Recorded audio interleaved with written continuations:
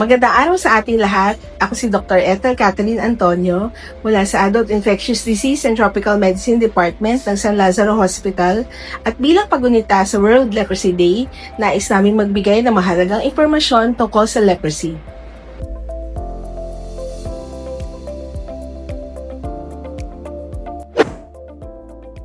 Ang leprosy ay isang nakakahawang sakit na dulot ng Mycobacterium leprae.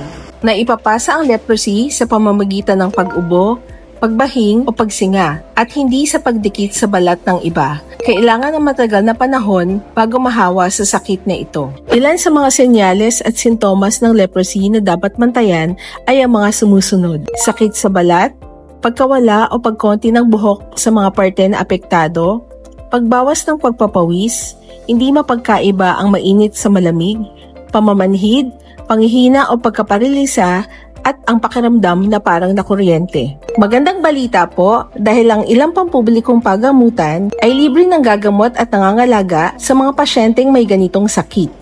Ang stigma at diskriminasyon ay nagdudulot ng paghuhusga, takot at pagtakwil na humahantong sa isolation, pagkawala ng hanap buhay at mga isyu sa kalusugan ng isip. Ang diskriminasyon ay isa ring hadlang upang tuluyang mapuksa ang leprosy. Base sa literatura, ang pagbakuna ng BCG sa mga kasama sa bahay ay isang paraan upang maiwasan ang leprosy. Base rin sa pag-aaral, ang single dose ng rifampicin prophylaxis ay nagbibigay ng 50% protection. Agad na kumonsulta sa health center o sa ospital kapag may senyales o sintomas ng leprosy. Muli, ako si Dr. Antonio na nagbibigay kaalaman, pangkalusugan para sa SLH Health Bites.